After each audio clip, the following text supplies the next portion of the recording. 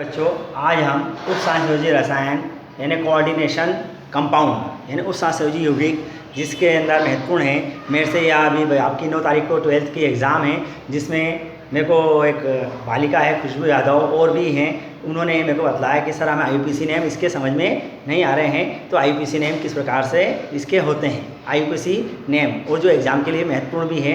तो आज मैं उसी चीज़ को समझाता हूँ। पहले आपको वो कोऑर्डिनेशन कंपाउंड यानी उपसंयोजी यौगिक किस प्रकार से रिप्रेजेंट किए जाते हैं, किस प्रकार से होते हैं। जैसे आपका ये एक उपसंयोजी स्क्वायर बना हुआ है, यानी जो ये स्क्वायर है, ये जो पूरा स्क्वायर है बेटा, यह क्या कहलाता है, हमारा कोऑर्डिनेशन एरिया यानी उपसंयोजी क्षेत्र कहलाता है। ये केंद्रीय धातु आयन होते हैं यानी सेंट्रल मेटल आयंस होते हैं। ये कोऑर्डिनेशन एरिया होता है यानी उपसंयोजी क्षेत्र होता है। ये हमारा लिंगेंड्स होते हैं और ये नंबर ऑफ कोऑर्डिनेशन नंबर्स होते हैं यानी उपसंयोजी नंबर या इन्हें हम समन्वय संख्या भी कहते हैं। ठीक है, लिंगेंड क्या होते हैं, ये जो सीधे ही धातु परमाणु से जो केंद्रीय धातु परमाणु हैं, आयंस भी हैं, उनके साथ में सीधे ही जुड़े हुए होते हैं। जो भी धनी स्पीसीज होते हैं, आयन जुड़े हुए होते हैं, न्यूट्रल जो कंपाउंड होते हैं वो अगर जुड़े हुए होते हैं तो वो क्या कहलाते हैं, लिंगेंड। इनके पास में इलेक्ट्रॉन दान करने की क्षमता होती है। इलेक्ट्रॉन दान करते हैं किसको, केंद्रीय धातु परमाणु को। और एक एरिया होता है ये आयन, ये आयनिक क्षेत्र होता है, इन दो से मिलकर बनता है। यानी ये इस प्रकार से भी हो सकता है पॉजिटिव और ये नेगेटिव, एनायनिक एरिया होता है। तो हम इसको एनायनिक को हम किस प्रकार से लिखते हैं, नॉर्मल आयन बोला जाता है इसे। हम क्या बोलते हैं इसे, नॉर्मल आयन। क्या बोलेंगे बेटा इसे, नॉर्मल आयन के रूप में हम इसे डिनोट कर सकते हैं। ठीक है, अब इनको हम 2 टाइप से, जैसे फर्स्ट टाइप से, ये तो एक मैंने एरिया बता दिया, ये फर्स्ट टाइप हो गया आपको। इस प्रकार से हम इसे आयन यहाँ हो सकता। अब ये आयन जो हैं जो इधर भी हो सकते हैं, और ये जो एरिया होता है हम इसे केटानिक क्षेत्र भी बोलते हैं। केटानिक क्षेत्र यानी धनायनिक क्षेत्र भी बोलते हैं, और ये आयनिक क्षेत्र कहलाता है। ये पूरा धनायनिक और ये आयनिक क्षेत्र कहलाता है, यानी केटानिक और ये आयनिक एरिया कहलाता है। अगर यहाँ पे आयन आ गया तो ये केटानिक हो गया यानी धनायनिक एरिया में आ गया बेटा प्यारे बच्चों। और ये जो आ गया यहाँ पे एम, लिंगेंड और एक्स, ये किसमें आ गया, आयनिक एरिया में आ गया। इस प्रकार से हम इनको डिनोट करते हैं। ठीक है, अब इनके जो नॉमेनक्लेचर हैं हमें उसको डिनोट करना है, तो उसके पहले आपको जो लिंगेंड होते हैं, लिंगेंड की प्रकृति अलग अलग होती है। कई एनायनिक लिंगेंड होते हैं, पॉजिटिव होते हैं और न्यूट्रल होते हैं। 3 प्रकार के होते हैं। तो जिस प्रकार से होते हैं, तो पहले मैं आपको उसका एक थोड़ा सा ये बतला देता हूँ। जैसे यहाँ पे इसे अपन क्या बोलते हैं, फ्लोराइड। सेकंड क्या होता है बेटा, क्लोराइड, है ना। तीसरा क्या होता है, एमाइड, NH2 माइनस। ये सब कौन से हैं, नेगेटिव है। कार्बोनेट, क्या आ गया फ्लोरा का, कार्बोनेट। ठीक है, फिर ऑक्जिलेट। इस प्रकार से आपके पास में इस ऑक्जिलेट, ये हमने ऑक्जिलेट बोला, ये फ्लोराइड। अब यहाँ पे अपन ने क्या बोलते हैं, फ्लोराइड, फ्लोराइड,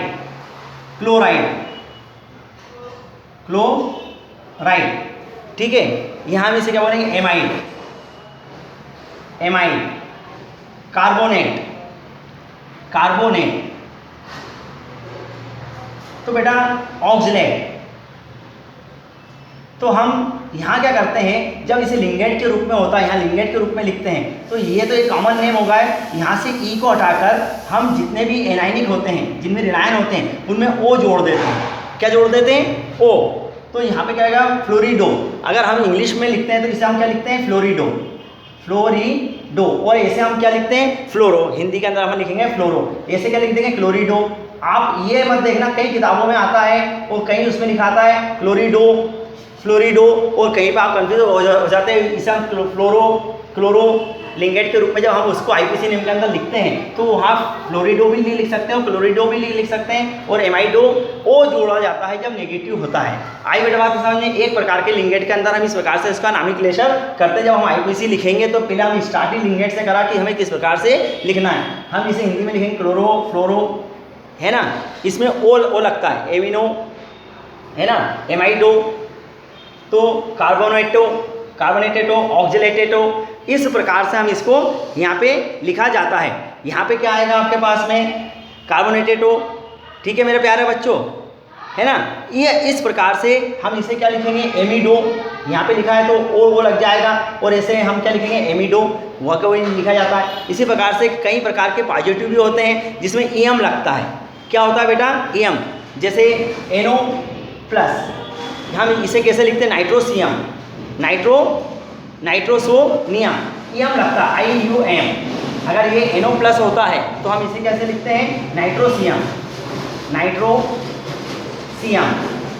क्या लिखा जाता है बेटा, नाइट्रोसियम, ठीक है। फिर इसी प्रकार से NO2 प्लस होगा तो कैसे लिखा जाएगा मेरे प्यारे बच्चों, नाइट्रोनियम। क्या लिखा जाएगा, नाइट्रोनियम, ठीक है। ये हो गया आपका नाइट्रोनियम। इसी प्रकार से कई प्रकार के न्यूट्रल लिंगेंट्स होते हैं, न्यूट्रल यानी उदासीन, जो महत्वपूर्ण हैं, जो आपके लिए महत्वपूर्ण हैं। जैसे मेरे पास में लिखा मैंने H2O, NH3, ठीक है बेटा, NH3, CO, NO, ठीक है, OH, है ना, C6H5, ये सब क्या है, ये न्यूट्रल है जो आपके पास में आएंगे। तो हम इसको कैसे लिखते हैं बेटा, ये ध्यान से आप देखना। H2O, इसे हम क्या बोलेंगे मेरे प्यारे बच्चों, इसे हम बोलेंगे एक्वा, इसे हम क्या बोलेंगे, एक्वा। अगर हम यहाँ पे लिखें एक्वा, क्या बोलते हैं अपन इसे, एक्वा बोला जाता है।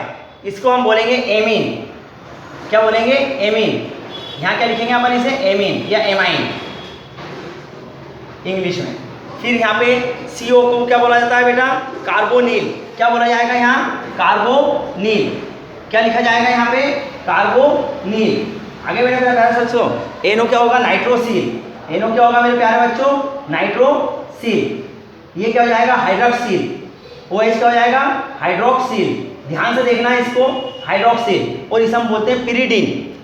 क्या बोला जाता है मेरे प्यारे बच्चों, इसे पिरीडिन अपन बोलते हैं। तो यहाँ क्या जाएगा, पिरीडिल लिखेंगे। इसमें क्या लिखा जाता है, इसे पिरीडिल लिखा जाता है, याद रखना। पिरीडिन को हम क्या बोलते हैं यहाँ, पिरीडिल, इस प्रकार से। और इसे PY से डिनोट करते हैं, पिरीडिल। इस प्रकार से ये आपको आना चाहिए। ये लिंगेंड है, ये एनाइनिक है, ये पॉजिटिव होगा हमारे पास में, और ये सब क्या होगा, न्यूट्रल होगा।